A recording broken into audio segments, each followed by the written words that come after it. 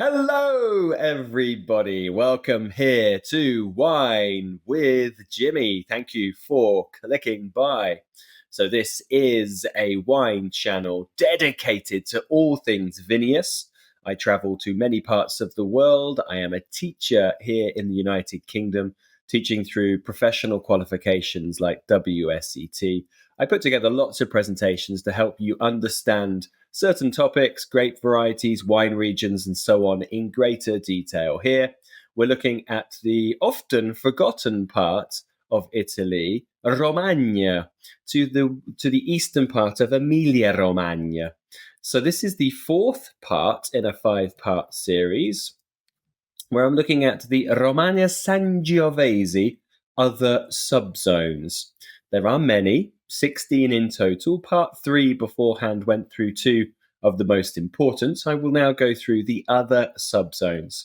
Any comments or questions, please do pop that below this video. Potentially you have a question about the content, or maybe you have a comment about the area you've perhaps been, you like the wines, you have favorite producers. I will be naming some of my favorites, but of course, there's always room for discussion. Okay, let's rock and roll. Now, this is actually copying the previous video, just to give you an introduction. The production in 2023 of Romagna Sangiovese, so a specific appellation, DOC, was around 9 million bottles. Typically, though, the production here is about 10 to 11 million bottles. The quality pyramid that you see here is the levels that one will find. At the bottom level, Romagna Sangiovese. In the middle, Romagna Sangiovese Superior. At the top, Romagna Sangiovese Sottozorno or subzone. And reservers can appear in any three of these categories. I will be now going through the production, which just accounts for around 5 or 6% of the total Romagna Sangiovese DOC, and that's what we call the subzones. 2 of those were covered in the last video, but let's go through all the other areas. So that's the overview of the Sottozorno, the subzones. So you'll see on the right-hand side is the whole area of Romagna with 16 subzones, with the new subzones around Rimini being added, like Coriano and San Clemente, for example. So we're going to go through everything on here apart from Pradapio and Bottinoro because they were covered in the previous video. So let's begin at the most northerly northwest. So this is the subzone of Imola. This is a large subzone extending along the Via Emilia between the towns, of course, of Imola and Bologna. The vineyards are concentrated primarily at medium altitudes, but there are some within the Apennine territories as well. The main locations are Varignana, Dozza, which I visited on my visit there, beautiful medieval mountainous town, Fontanalice, Montecatone, Valsellustra, and Tremonte. Vineyards range from about 60 to 400 meters, and the soils here are red and brown close to the road, and then grey clay to ochre soils at higher altitudes. We also called Imola the gateway into Romagna from Emilia, and of course it's very famous for Formula One racing. Next up is the Sottozone of Imola. Of Serra. We've just done Imola. Now, Serra is crossed by the river Senio, and it includes the municipalities of Riolo Terme, Casola Valsenio, as well as part of the municipalities of Faenza, Brisighella, and Imola.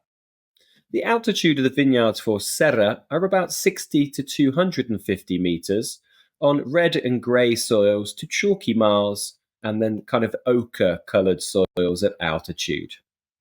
It's a very small area. Serra tends to be about 25,000 bottles only per year.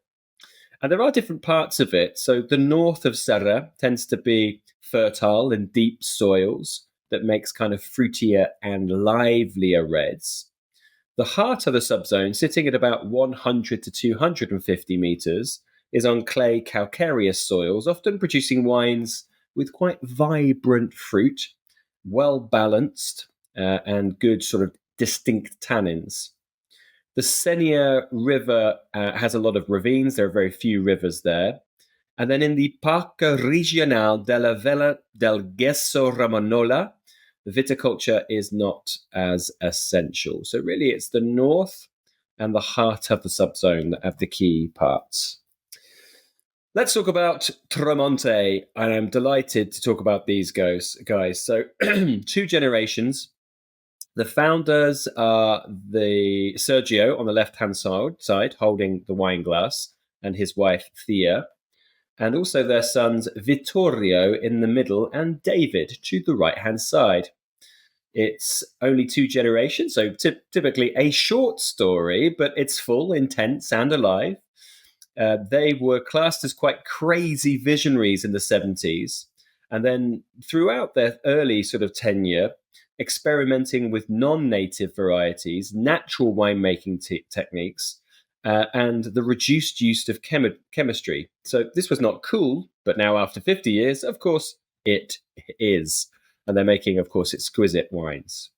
Now, I've mentioned on my Albana session, which is video 2 about white wines, their amazing Georgian Kvevri skin contact example.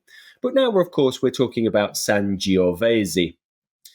This is the Tremonte Classe 33, which is in ode to Sergio, because that's the year he was born, 1933.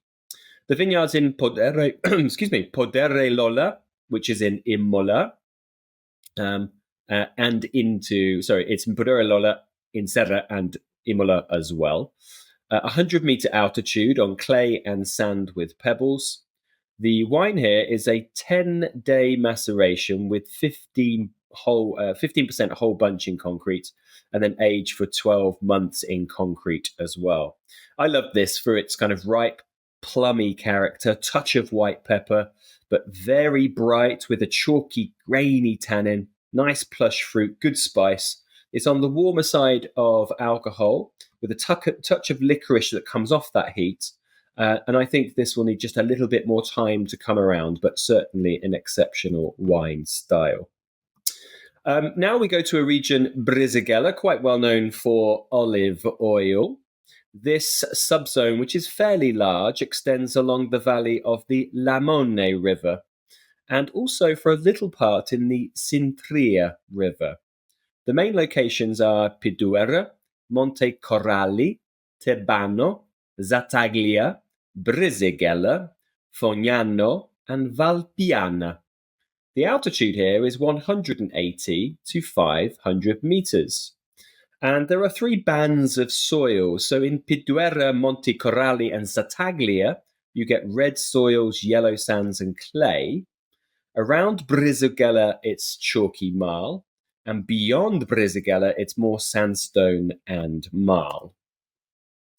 The next subzone is a very small one, Oriolo.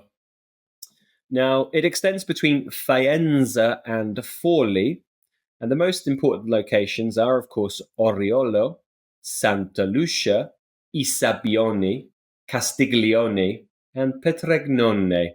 60 to 200 meters altitude on the western slopes of Faenza, you get red and brown clays, and on the eastern side of Forli, it's more kind of yellow sandy soils.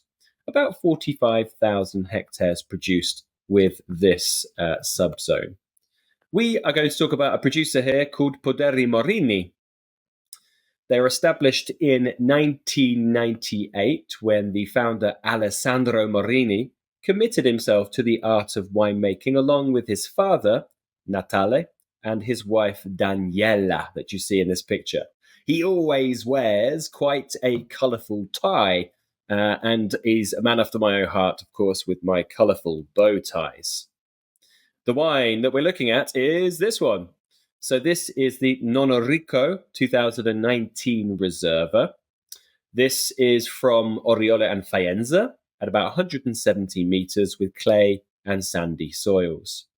18-day fermentation in open tonneau, and then 12 months in tonneau and 14 months in bottle. They only make about 4,500 bottles. I like this for being a bit more intense. So this is deep, dark colored. It has more kind of that dried fruit, raisiny character, fig, chocolate. A little bit more like an Amarone, balsamic, licorice, black cherries, mouth coating, tannin, and a lot of alcohol. It's a powerful style. Now, it's not necessarily my favorite expression, but I wanted to give you a range of styles. So this is certainly the big, more powerful, intense expression of Sangiovese. Next subzone is Marzeno. So Marzeno is a small but very homogeneous subzone which extends along the route of the Marzeno River between Faenza and Modigliana. It's about 1 to 200 meters on brown and grey limestone, and in the northeast it tends to be a little bit more reddish in soils. About 25,000 hectares of bottles under production. It's quite an important place to start discussing the Calanchi that you see just here. This is bare and arid clay-based rock formations resulting from quite serious water erosion. They're also known as badlands. They are a common feature of the hilly landscape around here. You'll see them quite dramatically. And Romagna's coastline is uniformly sandy in the central and southern locations, but the north is studded with lagoons and lowlands up to the Po Delta, and these Calanchi are, of course, towards the Apennines. Producer here in Marzeno, we're looking at Cadasopra. This is a winery and vineyard located in Marzeno on the first hills just above the city of Faenza. It's a few kilometers from Brisighella and Modigliana, and it's very interesting for production. The winery was founded in 1967. It's now 52-hectare property. The family here is the Montanari family. They have vineyards at about half the size of their property, so in the late 20s. And they also do some apricots as well. They have certainly done a lot of replantation in recent years. Their density of vines are at about 5,000 vines per hectare with various use of clones, trying to get the best expression out of Sangiovese. So this is your wine style. So this is the Vigna Caldarosso 2019 Reserva from the vineyard of that same name, 130 to 150 meters on calcareous clay-based soils. It's harvested by hand. It's fermented in stainless steel with maceration for about 60 days. It's then aged for 12 months in French oak tonneau, in tank for 6 months, and then 18 months in bottle. It's interesting because this wine was certainly very different. It's a very iron oxidized style, quite meaty, quite earthy, quite leathery. Sweet spices like nutmeg, cinnamon, vanilla, and plums to dried cherries, a touch of cedar, and resinous. I quite like the perfume lift on this as well, and the florality. Good weight behind it. Smooth, silky tannins, mouth coating but softening, with a gamey, red-fruited, cranberry, red currant touch. Decent wine, really decent wine. One of those, if you really like the mature expressions, this is certainly one of those. Okay, back to a familiar face, which is Fattoria Zerbina. I mentioned these as my pick for one of the most lightest expressions of Albana on video 2. This is an estate starting in 1966 by Vincenzo Geminiani, who really starts to turn heads with his production of wine. And in 1987, his granddaughter, Cristina Geminiani, starts to take over the agricultural and enology. Really focusing, of course, on Sangiovese and Albana. They are very much working on a clonal project of identifying the finest clones of Sangiovese. The wine that we are going to talk about here is the Monografia 2019 Reserva. So the vineyards are in Anfiteatro. They are done to the Albarello, which is the bush vine style, with very low density plantation, about 2,600 vines per hectare. The yields are low at about 5 tons per hectare, altitude 180 on an alluvial terrace with silt, sand, and gravel. It's Sangiovese. It's harvested at the end of September. It's fermented in tonneau, large barrels, with maceration on the skins for about 15 days with some whole grapes.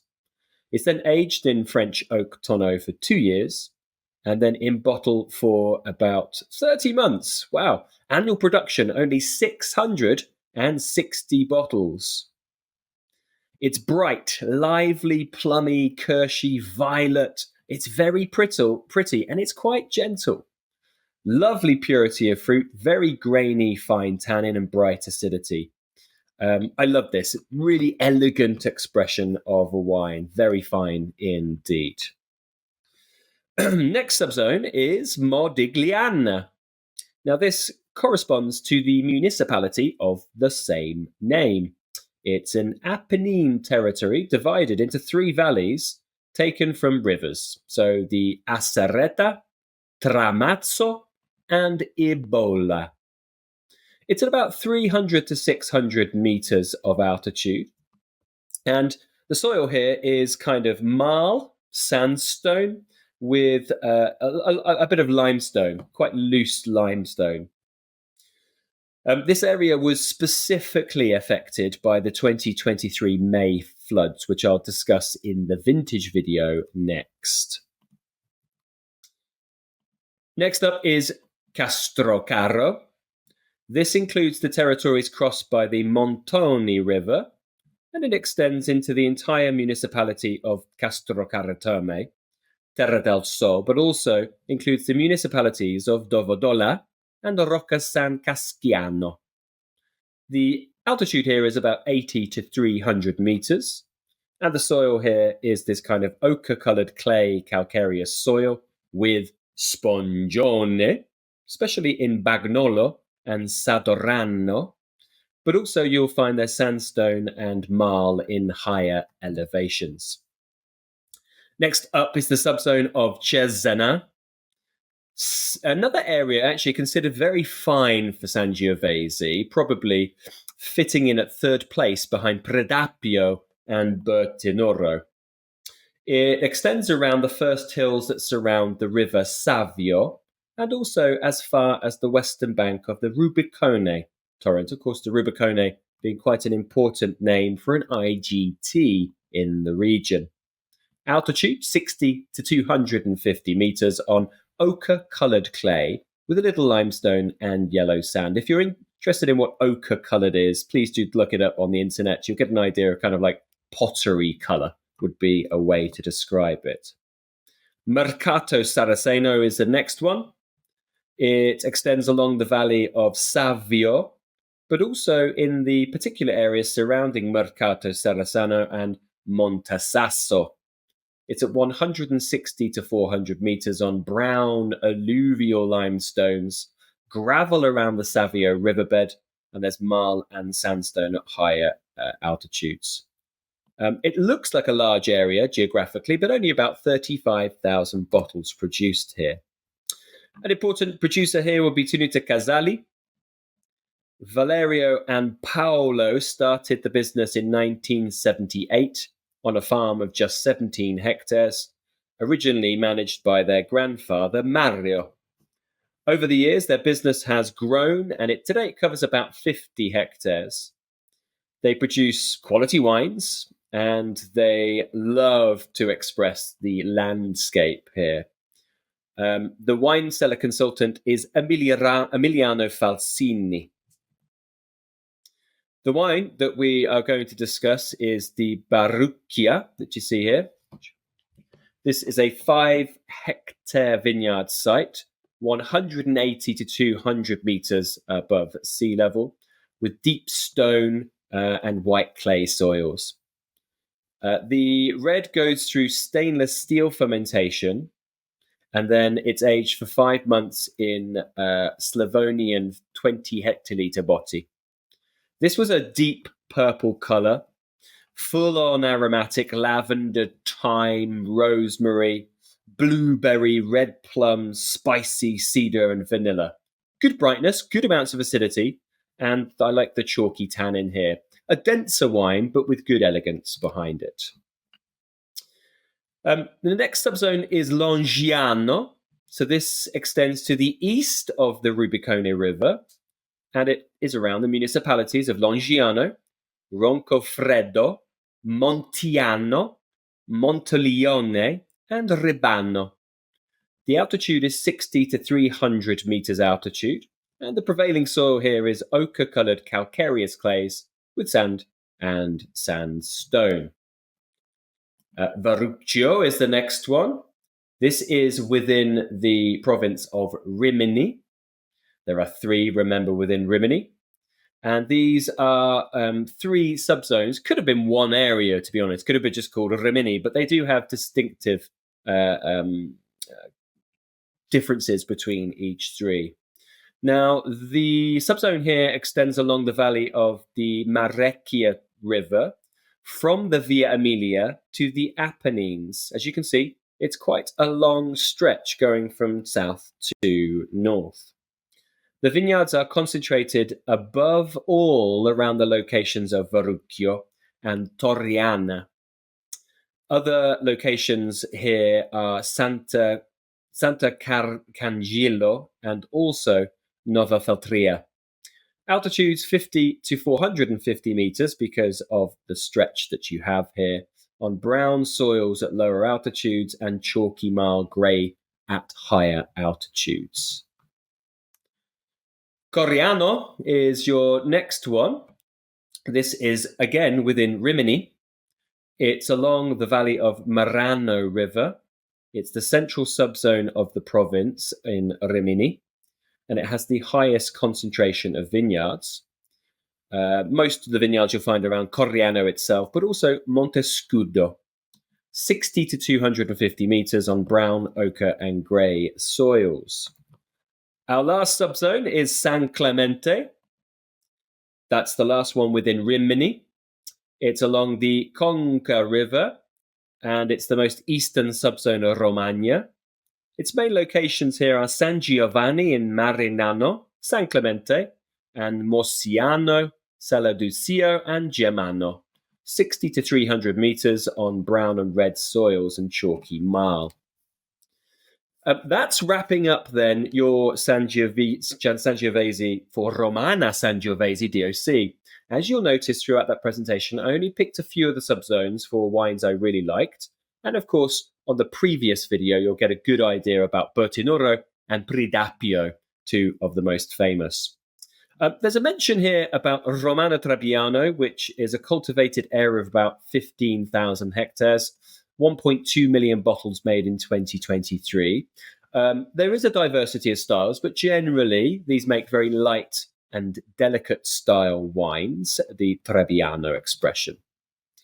Other DOCs that you can find here, so you'll know there's quite a big list here. So we've now talked about the DOCG of Albana. We've now talked about the Sangiovese Romana DOC, and we've talked about Trebbiano in terms of Romana DOC. The other ones are listed here. First of all, Romana DOC Pagadebit. This is a minimum 85% of Pagadebit, otherwise known as Bombino Bianco, making generally simple and fresh wines. You then have Romana Canina, which has a minimum of 85% Terrano, from areas typically around Forli, Cesena, and Ravenna. So Terrano making very acidic style reds. There's Romana DOC Spumanti, typically using the Trebbiano grape variety, a minimum 70%. Then the hills around Imola, Colli d'Imola, Sangiovese, Cabernet Sauvignon, and Barbera for red wines, and Trebbiano and Chardonnay, typically for whites. These are just some of the major varieties. Colli di Fianza. Colli di Faenza is a newer DOC established in 1997. The reds are Sangiovese and Cabernet Sauvignon for the most part, and the whites are Chardonnay, Pinot Bianco, and Trebbiano Romagnolo. The next one is Colli Romagna Centrale DOC, reds from Sangiovese and from Cabernet, and whites from Chardonnay and Trebbiano. And we finish with Rimini DOC, quite a big diversity here. But the focus, and really fascinating, did one masterclass on this, is on the grape Rebola. So this is not related to Rebula or Ribola, as in Ribola Gialla.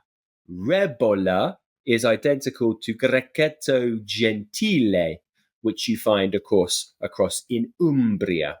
These are anything from fresh wines all the way up to really quite waxy, oily expressions, depending on the producer. And the IGTs that you find here, the biggest by a country mile, it's the Rubicone IGT. I quite liked Manzoni Bianco in this category. Quite fascinating.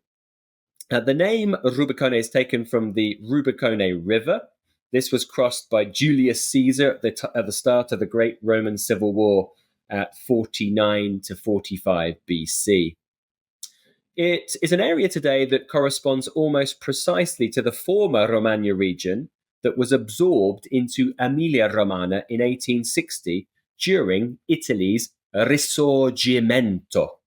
That's a unification, of course. It was also chosen as the name for the Forlì Cesena province during the Napoleonic rule of the 18th century. There are 40 grapes we find here. Manzoni Bianco I was quite fond of, as I mentioned. But traditional varieties as Ancalotta and Fortana and others like Rabosso, which you get from Veneto, Ciliegilio from Tuscany, and then also things like Chardonnay, Cabernet, and Sauvignon Blanc and Syrah. The next is the Forlì IGT. It covers the province of Forlì Cesena in the southern east corner on the Adriatic coast. The Forlì IGT regulations allow for up to 30 grape varieties, all of which may be used alone or in blends, which is quite similar to Rubicone, but very small area. Ravenna IGT is the entire Ravenna province, which stretches inland from the Adriatic coast all the way up to the Apennine foothills on the border with northern Tuscany. There are two really individual grapes here, quite interesting. There is Centesemino and Uva Longagnesi. They are both grapes that are really not known elsewhere, and they are very much unique to Ravenna. Look out for Azienda Agricola Leone Conti that produces single varietals of both of those. The final one is the Serraro IGT, which is a small IGT for Albana, specifically from the river of the same name, the Serraro River. Okay, let's have a look at the Google Earth video. There's the wonderful nation of Italy. We're going to then focus on Emilia-Romagna to begin with, the autonomous region sitting in that middle northern section. And then we'll go down to the southeast to Romagna, which is our focus area bordering on the Adriatic. Now we're going to go through all of those other subzones, the other 14 subzones, so quite a few of them. To begin with, Imola, which is located on the river Santerno, famous for the Grand Prix here, Sforza Castle, and the vineyards lie between Imola and Bologna at about 60 to 400 meters. Then we have Serra next door to it in red just there. This is crossed by the Senio River at 60 to 250 meters, famed for Tremonti. Brisighella is next on the Lamone Valley at 180 to 500 meters. The very small Oriolo is next at 60 to 200 meters, famous for Poderi Morini. Next door to that, Marzeno, quite famed for the Calanchi in this area at 100 to 200 meters just to the southern section. Quite a few producers there on the Marzeno River. Then the Modigliana on Three Valleys, Essaretta, Tramazzo, and Imola at 300 to 600 meters. Next to that is Castrocaro, crossed by the Montone River, 80 to 300 meters for the vineyards. Then Cesena, very fine area for Sangiovese, sitting at 60 to 250 meters on the River Savio to the Rubicone Valley. Then Mercato Saraceno, along the Savio Valley at 160 to 400 meters, famed for Tenuta Casali. Longiano, east of the Rubicone River at 60 to 300 meters. And then our three subzones in the Rimini area. Verrucchio next, which is located on the Marecchia River, quite a long area from 50 meters down towards the Adriatic to 450 meters at higher altitude. Coriano on the Marano Valley at 60 to 250 meters. And finally, San Clemente on the Conca Valley. It's the most eastern subzone, sitting at about 60 to 300 meters of altitude for the vineyards. Okay, that brings me to the conclusion of the Romana Sangiovese DOCs. And breathe. I hope you've enjoyed the video. Please do get in touch if you have any comments or questions. And join me for my next video where we talk about recent vintages, 2019 through to 2023. I've been Jimmy Smith. Thank you very much. Bye-bye.